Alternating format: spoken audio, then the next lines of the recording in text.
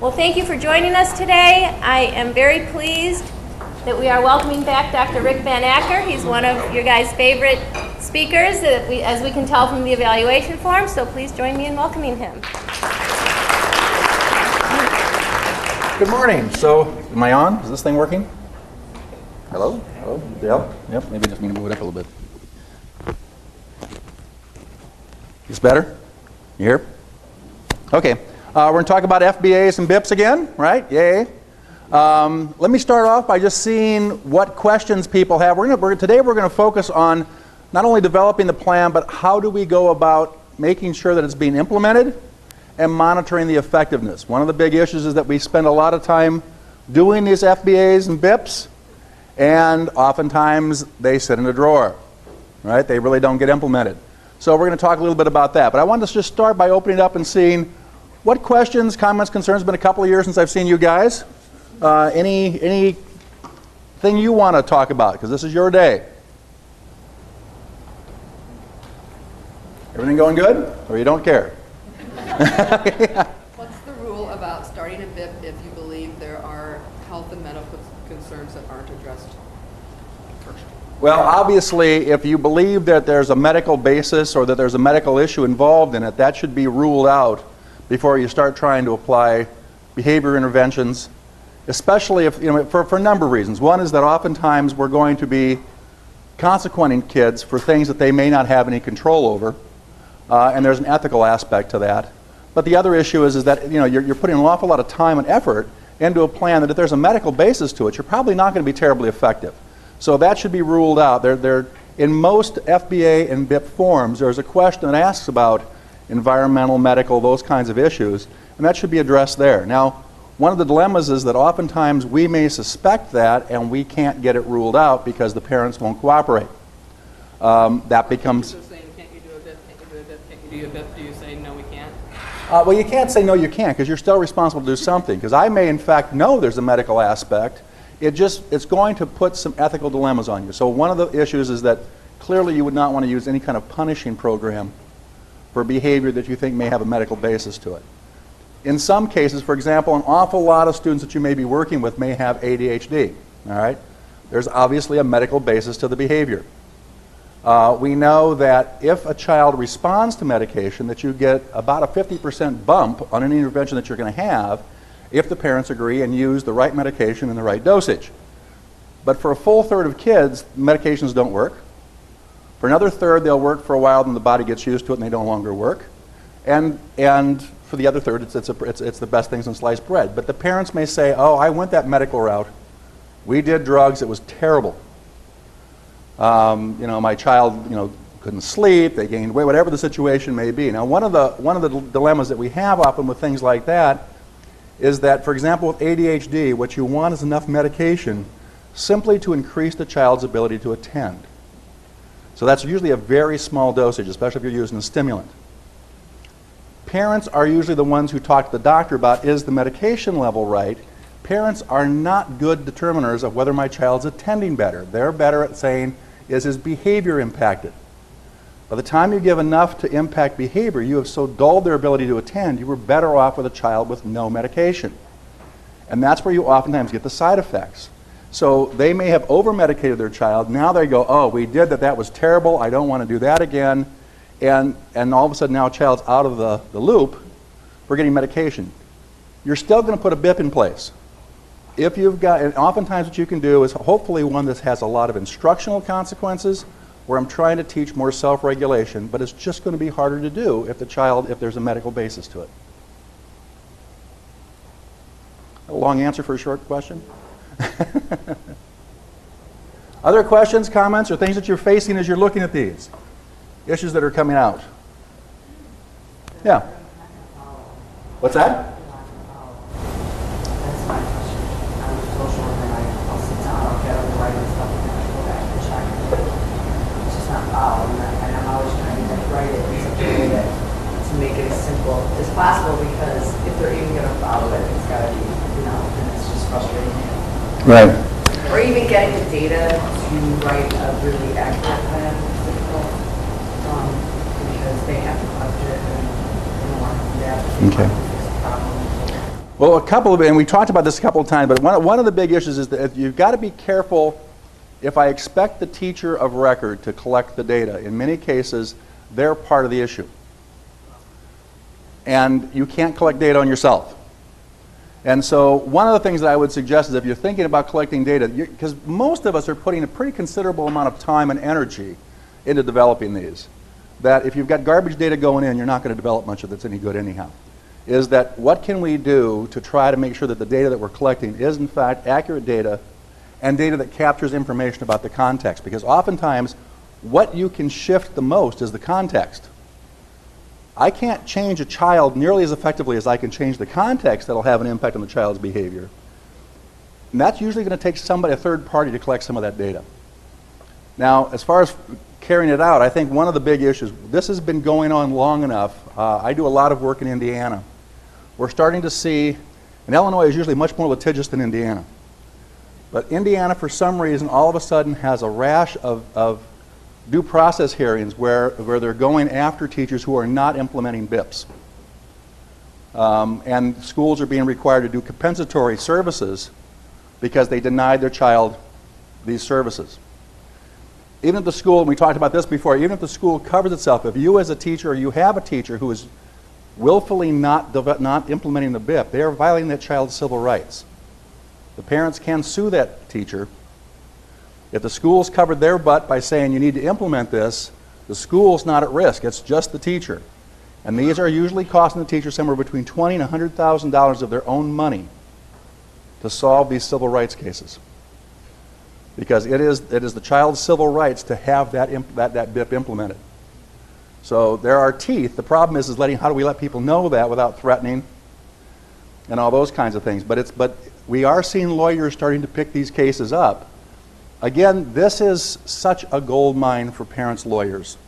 We do these so badly, and we implement them so poorly that it is almost a slam dunk if a child has a BIP and an FBA to go in and take the school on for this, because the odds are you won't be doing it right. And so it's, and lawyers, parents' lawyers need to have something they're going to win on, because then the school has to pay a portion of their salary. So it may not even be an issue that the parent's the least bit concerned about. Maybe they're concerned about something else. The parent's lawyer will usually will ask, does your child have a BIP? If they say yes, we're going to make it part of the due process issue. If they don't, should they? Does this child have a behavior that interferes with their learning or the learning of others? If the answer to that is yes, they should have a BIP, and we'll make it an issue. Because again, it's almost a guarantee that they're going to get a check at the end of the process. So, anything you can do to help them? I have started putting a maintenance tool. We're going to look at that as we go into it in terms of like some sort of a probe that we're going to do actually in the data collection system. So it's spelled out in the BIP. It just becomes this issue of who's going to do this, how do we get this set up. But again, we spend an awful lot of time doing this, and you're not going to get a different answer unless you do something different, right? There's a couple other hands up. Yeah. I have one question just related to what you were saying. So how do you know and determine then when a child has a behavior that is impacting their behavior, the learning of themselves or others? And then how do you determine when you go the tier 2 route versus a BIP? And then how do you document or show that you're working on things without maybe having a BIP in place? Okay. Those are tough questions in a couple of ways. One is the fact that unfortunately lawmakers don't necessarily talk to one another when they make laws. And IDEA says that if you have a child with a disability, so if they are found eligible for special education, and they have a behavior that you determine or a member of the team determines is interfering with their learning or the learning of others. So in other words, things that they'll usually look at is this a student who sometimes gets sent out of the room during instruction because of their behavior? If I'm being sent out while you're teaching math, is my behavior interfering with my learning? Okay. Am I disruptive enough to where it's disruptive to other people's learning? Okay, can I make an argument for that? Okay. If I've got either of those kind of things are going on, then I've got a behavior that's interfering with my learning or the learning of others. IDEA says you are to have a BIP. Not you go to RTI, right? Or PBIS. It says you're supposed to have a BIP. Okay? So if I'm already eligible, there's no, plus usually you're not going to go through the RTI thing anyhow if you're in special education. Right? In most cases, most schools. So you'd have a behavior intervention plan in place and implement it. Let's say I've got a student who's not eligible for special education at this point, but they've got a behavior that's a challenge. Now the question becomes one of, if I've got PBIS in my, because usually the PBIS is the behavior side of that three-tier model. So RTI is the academic side, PBIS is the behavioral side. So what if the kid is eligible for special ed? We have deaf and hard of hearing kids, so all of our kids are in special ed. So they're already in special ed. What if we do have a PBIS system in place within our program? Is it to the point where there's no longer a behavior problem? Then you need a BIP. Okay? If I've got, because PBIS, let's say that one of the things, if you look at that three-tier thing, so let's say I've got good, clean expectations. I've taught these. I understand what's going on. I've got a good system of support happening. All right? That should take care of, according to PBIS, if you're talking to George Sugai, you're going to take care of about 80%, 85% of your kids are going to be taken care of in that situation. Then I've got that second tier. Let's say I've got a student who's got some homework issues or some social skill issues, and so I've got him in a social skills program, something going on, and that takes care of the problem. All right? Life is great. All right? If it doesn't work in those two, I'm at tier 3. Now I'm usually at a BIP kind of a situation anyhow. So if it's not if my process, and usually if it's not in that green, it's not being taken care of, you should have a BIP. One, to cover yourself legally. Okay. It may be taking advantage of programs you've got as part of your PBIS program. So I may have a social skills program or an anxiety program, a homework club. It's going to be, I'm going to use that as part of my intervention tools, but he's got his own individual plan. Okay. Other questions, comments, concerns? Okay. One thing I wanted to throw out before we get going on this, only because I've come across a lot of these issues here lately.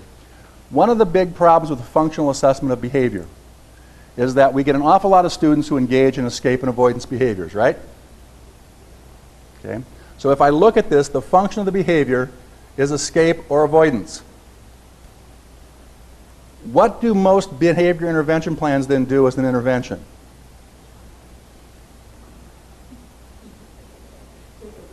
Huh? It might be take a break, and that might be all right.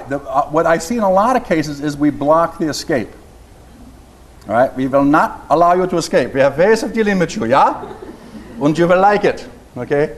The problem is that this is the one area when you get to escape and avoidance that the need and the function don't match. Do humans have a need to escape? No. When we escape, what needs aren't being met?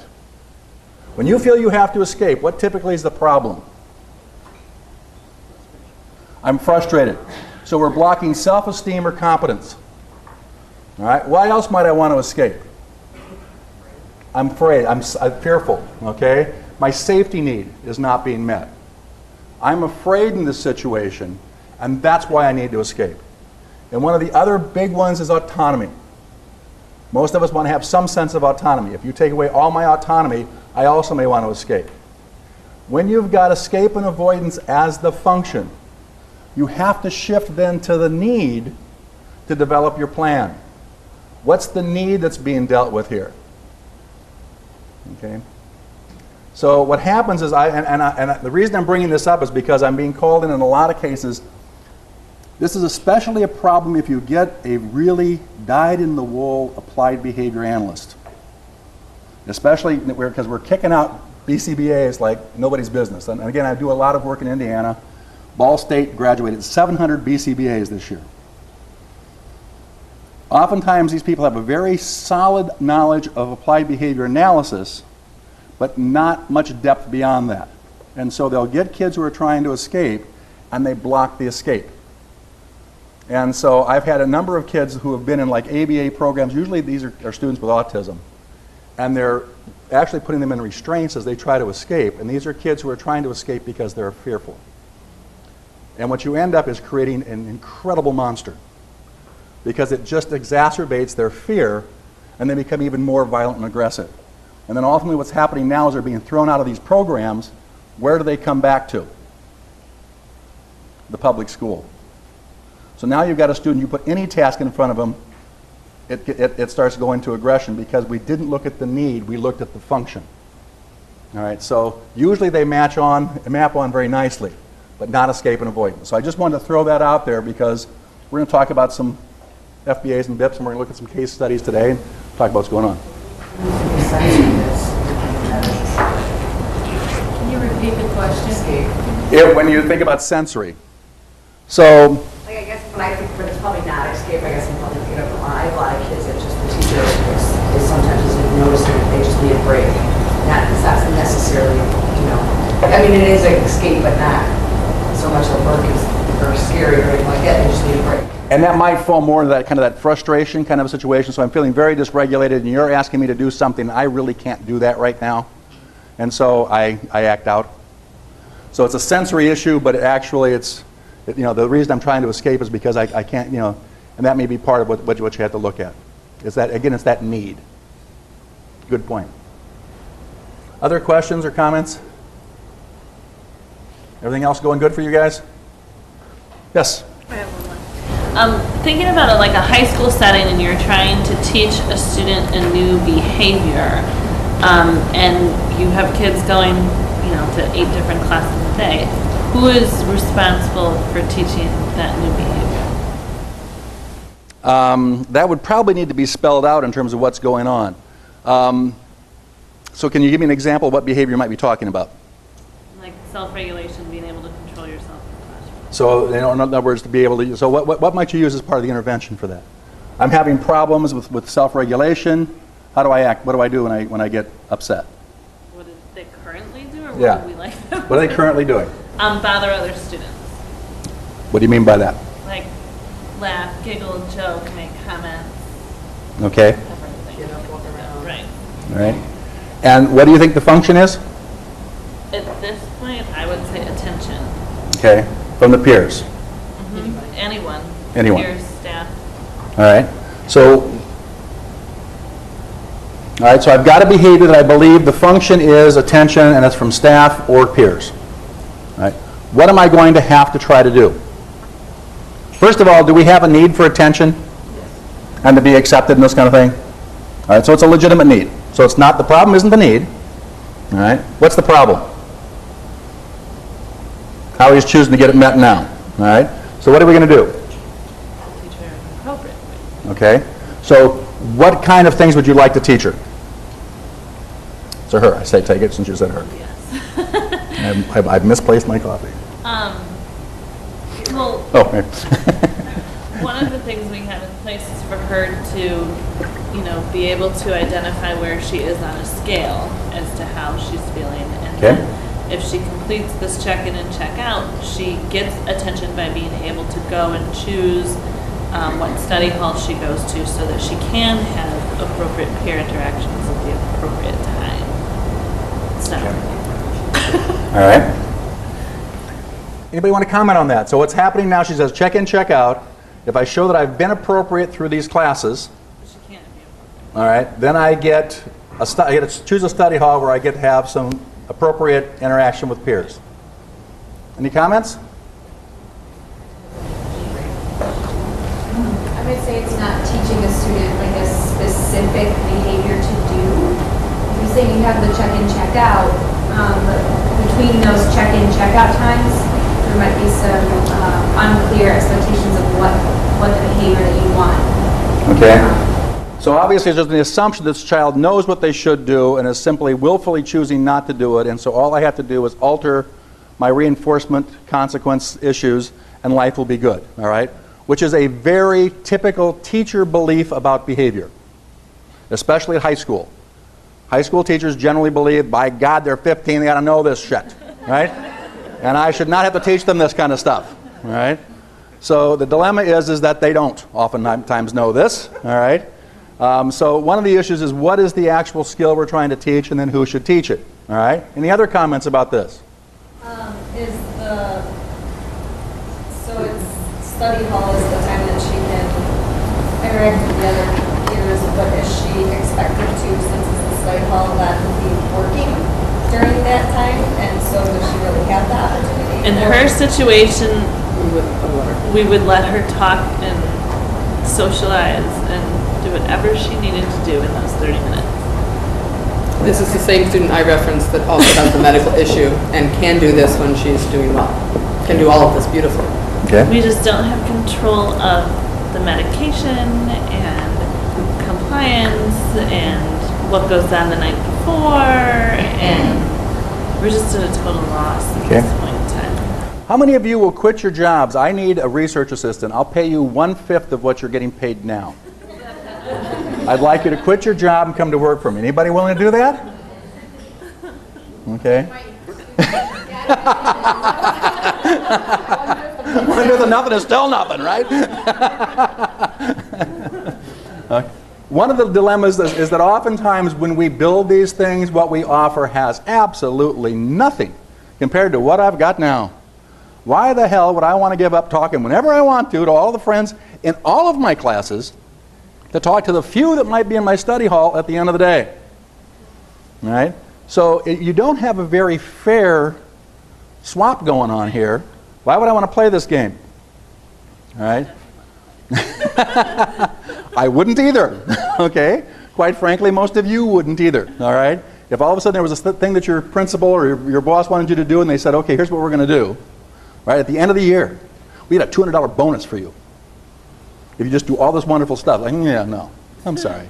Not worth it for me. Okay? I'm going to keep playing the game I want to play. All right?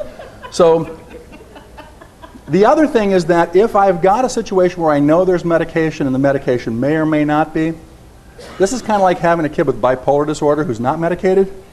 You may need a plan A and a plan B. On a medication day, this is our plan. On a non-medication day, this is our plan.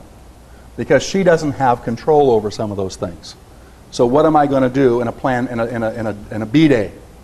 Maybe very different than what I'm doing in an A day. One of the other things that I'd probably, if she's a high school student, I might want to start working on is self-advocating for herself around her medication. Does she understand why she's taking medication? Can she have any role in the fact that I take it and how it works? We've done things, we've actually done assignments where students do reports on what is the role of the medication in the disorder, so that they begin to understand what's going on here. Why am I taking this stuff? Because otherwise it's just kind of this miracle pill I take. And depending upon what the medical issue is, so for example, if you've got a child who has, say, bipolar disorder and is on some sort of medication, oftentimes those medications do not make the student feel nearly as comfortable themselves as they feel when they're off. Now they may be crazier than a pet coon when they're off, but they feel really good. And when they take the medication, they feel more like they're kind of underwater. So it's not a fun medication. All right? So why am I taking this thing? What's going on? How am I, and we have some of those issues. So you may have to have part of the plan is what am I going to teach her about her condition, if we know there is one and there's medicine involved. I might want to think about how can we get reinforcement more quickly. Who's going to teach it, but also who's going to implement it? That's the bigger problem for me in high school is the fact that oftentimes it's probably going to be taught by in many cases in a high school, maybe by a support personnel. Might be the social worker, counselor, special ed teacher during a resource period or a study hall, but it's getting that implemented across all the other periods because if she's got this issue and that whatever I put in place, will I actually carry it out? How many of you have a check-in, check-out at the high school level where the teachers go, it's the kid's responsibility to bring this to me? Because if they don't have their tools, when they get a real job, they're going to get fired. Okay? What you've got is a teacher who has no understanding of check-in, check-out whatsoever. This is not a responsibility tool. It is a feedback tool. Okay? If I'm trying to teach a new skill and I only told you every now and then whether you did it correctly or incorrectly, would that help or hurt your learning how to do it? What we've got in a check-in, check-out typically is a kid who is trying to acquire and master the skill that we've got built into that check-in, check-out. They need frequent feedback to say they're doing well. So first of all, is it built positively? And they need feedback every period, because it's the feedback that makes a difference. Right? Now, the other problem with high school students is that I'm not going to be dorky and carry this silly-ass sheet up and ask the teacher to mark it. That doesn't look cool. All right? I've got enough issues. I don't need to look any more dorky than I already do. All right? So how do you get them to do that? And for high school, a lot of times what we've had to do is put the check-in, check-out sheet on a computer that the teacher access through the internet. So at the end of period 5, I click on the screen. The 3 kids that have a check-in, check-out sheet pops up. I hit it, and I fill out that kid's sheet. And then we usually build some sort of extra points. If the kid goes up and checks in with a teacher, it means more points. So now there's a payoff for them just going to go out, and they can have their own sheet. Nobody has to exchange paper. I could have rated myself, so I'm doing some self-regulation, some sort of situation in terms of self-monitoring. If I match, maybe that even gets me even more points, so if I can start being accurate in terms of my identification of my own skills. But there's no real exchange. I'm just checking with the teacher. She says, you know, well, these 3 things, here's what you got. Good, okay. And I get a few extra points. But you've got to build the ship for the seas you're sailing. And at high school, dignity is terribly important for these kids. So it might, and check-in, check-out is a powerful intervention. Right? If you look at some of the current research on check-in, check-out, I'm sure most of you know this, but now with the whole, do I have an effective strategy? What we're doing is a lot of meta-analyses of various interventions. And in a meta-analysis, what you do is you look at every study that's used check-in and check-out, for example, if you're looking at that intervention, and you say, how much change did having the check-in and check-out make on the population that used it? And then you get what's called an effect size, or a metric, and you put those all together, and you get an effect size for the intervention. An effective intervention has an effect size of usually about 0.7 or 0.8 or higher. An effect size of 1 means I move the population 1 standard deviation. Check-in, check-out has a 1.8 effect size. It is one of the most powerful tools we have when it's done right. The problem is usually it's not. All right? It's usually used as a punishment tool, and the teachers don't necessarily fill it out. If it's based positively and the teachers actually give the feedback, it is one of the most powerful tools we have for changing behavior.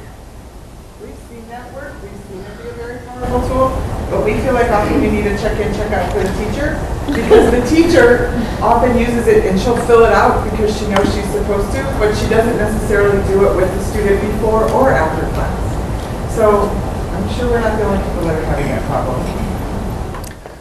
And it may be a matter of talking with the teachers and helping them understand how powerful it is. And I find if I take a behavioral issue and throw it into the academic realm and say, if you were teaching whatever the teacher's teaching, so you're teaching balancing algebraic equations, all right? If I simply gave the person the book and said, every now and then I'm going to see if you're doing it right, would that be an effective way to teach this? No. That's what we're talking about. We've got a kid who's not doing this right now. We're teaching him how to do it. We need somebody to give him feedback. That's you, because you're the person who's seen it. And usually I want to have it built so that there's really questions in terms of involvement. So it might say, Billy attended 85% of the class or more. 5 points. More than 60%, less than 85. More than 40, less than 65. Less than 40. All right? And there may be points, I don't care where you fall.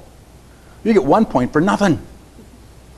Okay? But 1 point's not going to be much good, but you get 1. Okay? So but what I want to do is, and I usually want the high end to be kind of where they're at now, not some cloud thing. If this kid's only attending right now 20% of the classroom, putting 80 to 100% doesn't make a lot of sense. All right? Because I can constantly change that sheet up as things improve. But this is meant to be positive, and you've got whoever's doing the check-in, check-out, you want them to be a cheerleader. Right? They should be spitting nickels. Right? I am so pleased that you're doing well. Okay? And if there's something that was bad, they don't necessarily have to hit it. Is there a program that you can do computer monitoring with the students? Because I know like Swiss isn't designed that way to do it. And I've seen the SelfRescue, but it'd be nice if there was just like a web-based. A couple of months ago, we talked about Class Dojo here, and we're using it especially at the high school level. And it automatically gives you all sorts of nice graphs for the week, for the month, for the entire time, per class, however you set it up. And it's a free iPad and computer website. Use it for children now. Yep. We dropped our high school check-in, check-out, and actually went to Dojo. All right, so they have a Class Dojo. She's saying that Class Dojo has a system that allows them to do this computer-based. Okay. We'll talk about some other programs up here in a few minutes that are going on. There used to be a fantastic, they pulled it. I think what they're doing now is recreating it to make it commercial. It used to be free. That allowed you to, that you had basically blank templates that you could build your check-in, check-out. Then you'd list the emails you want it sent to. So, here's the teacher's emails that are going on. It was great for a couple of reasons. One is that they had an option that I could also say if by a set time, so by 3:30, if a teacher has not entered something on this check-in, check-out sheet, it sent a note to the principal saying, Mrs. Smith failed to rate Jimmy on his check-in, check-out. And the principal could actually set their computer to send them a message saying, it is really important that you do this. And nobody had to ever see this. This is all done automatically. But what all of a sudden happened was that when teachers who didn't have the time to do this, when a message got sent to the principal, all of a sudden they had time. Okay? It simply meant that this is the dog that's going to bite me in the butt, and so I'll find a way to get this done. And because it is so powerful, it was worth doing. Now, that used to be a free program, and but they pulled it. So I think what they're doing is they've decided they had so many hits on it that they'd make some money. So I think they pulled this off, and we'll see it come out commercially. If it was mine, that's what I'd do, kind of a thing. But anyhow, we're going to talk about a couple of other programs. How many of you are familiar, and I may have mentioned this before when I've been here, PBIS World as a website?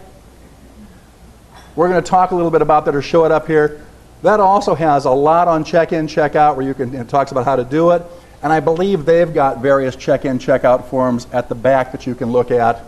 It would be a matter of then working with your web person how you're going to get that through your system to show up and keep track of things.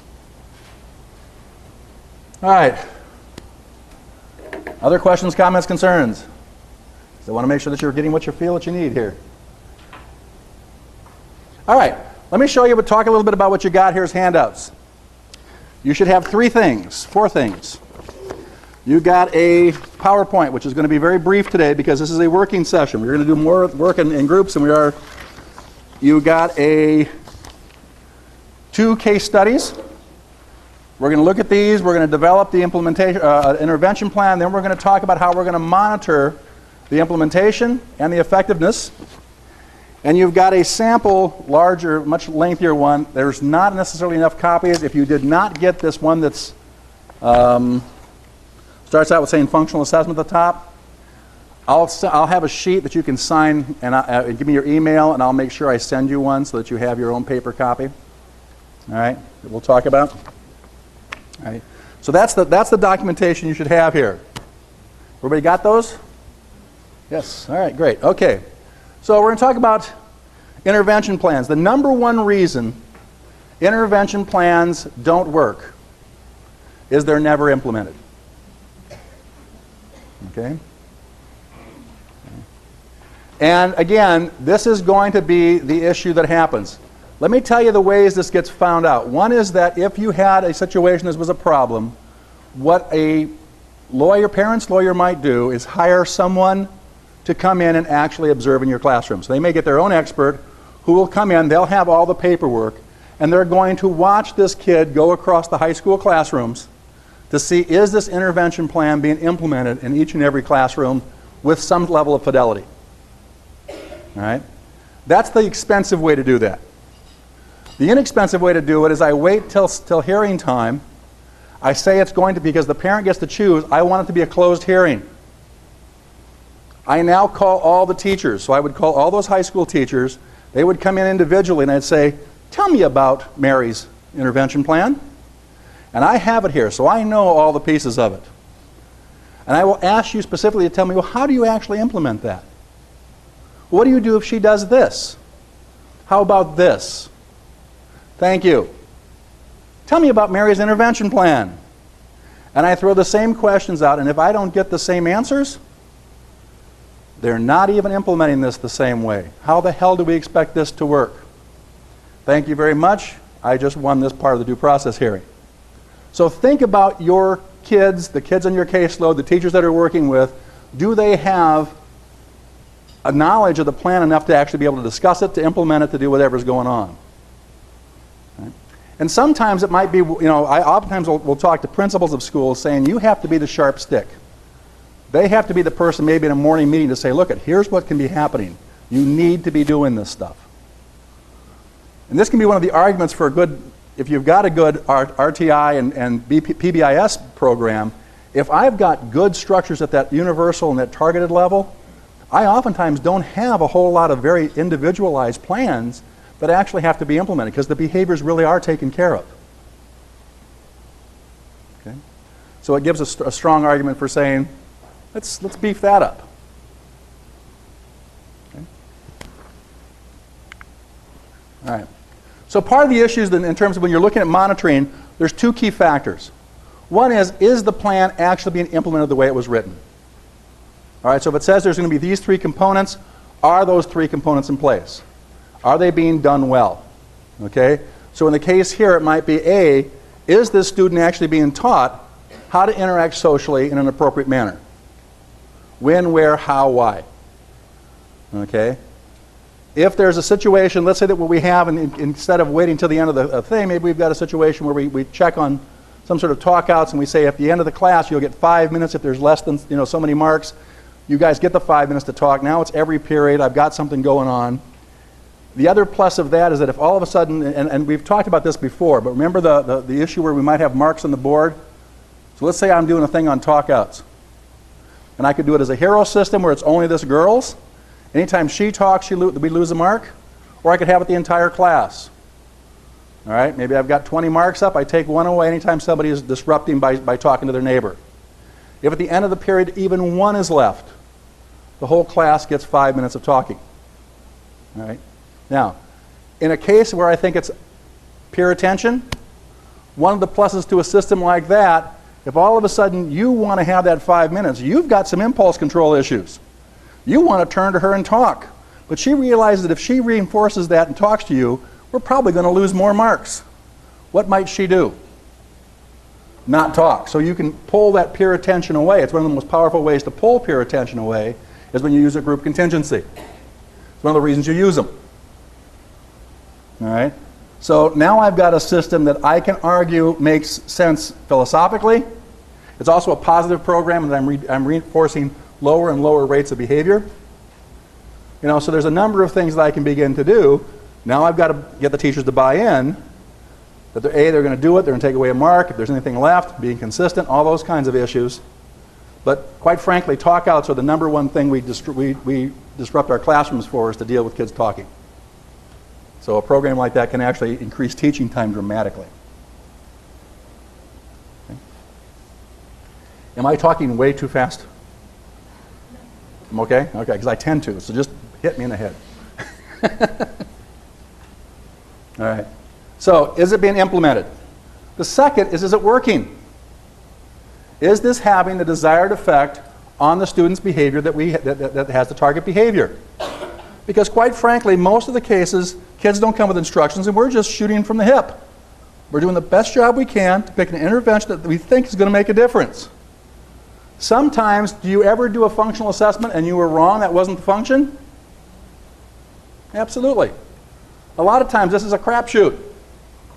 All right, so if I'm putting this kind of time in, am I getting the results I would anticipate? And that doesn't always mean the behavior is going down. Sometimes what I'm going to expect is the behavior to go up, at least initially. If I don't see it go up, I probably have the wrong plan. But is the behavior doing what I think it ought to be doing, given that what I'm putting in as an intervention? And I want to see if those things are happening. Now, if I look at most of your IEPs and BIPs, how often are you supposedly collecting data? What do most of your IEPs talk about? Quarterly? Okay. So if I collect data quarterly, and I'm looking at things like compliance, how often do I get to see whether or not my plan works? Okay. Is that going to be something that you can soundly argue is a good monitoring plan for the nature of the behavior that you're looking at? Probably not. So we're seeing schools get in trouble when they mark things quarterly when you say, if this were an academic, would you be okay saying that's the only time we're going to look at this? Okay. Probably not. Right? I may report out on it formally quarterly, but what's my system to actually see is the plan working? Most teachers don't just give a quarter exam unless you're in a university. Right? That's because we're lazy. Right? Even good university people don't do that. But part of the issue is, the other thing is that people will put down daily. That's a hell of a lot of work. Right? And unless I'm looking at something like somebody who is aggressive, to where there is the potential of somebody getting hurt, I probably don't necessarily need daily data. If I'm looking at something where somebody could get hurt, I probably want to get data collected every time this happens, because this is a dangerous behavior. Right? But other than that, I probably don't need daily behavior. I might need weekly, maybe a probe every other week. And so when you write them, part of the issue is that you can develop probes that you're only going to implement on some level, relatively infrequent basis, but probably more frequently than once a month or once a quarter.